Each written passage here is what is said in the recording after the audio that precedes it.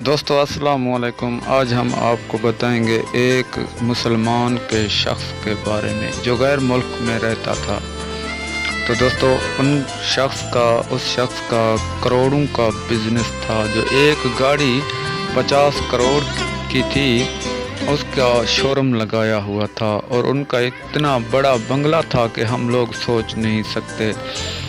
वो शख्स जब बीमार हुआ तो डॉक्टर के पास गया तो डॉक्टर ने उसको कहा कि आप चंद दिन के मेहमान हैं। जैसे ही वो वापस आया तो उसने अपना घर पूरा बेच डाला।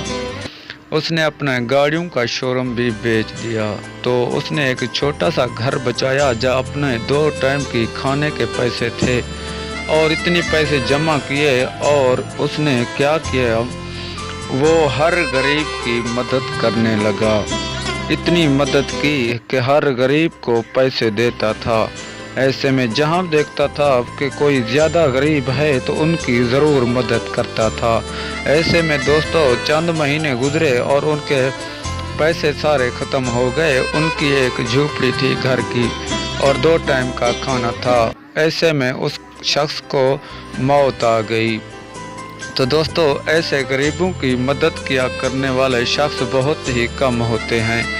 उस शख्स ने इतना पैसा था उसके शख्स के पास कि उसने अपना फिर इलाज नहीं करवाया। उसने गरीबों को हर चीज़ वो सहूलत दी, हर पैसा दिया। तो सोचो उस शख्स का रुतबा कैसा होगा जो गरीब की मदद करता था।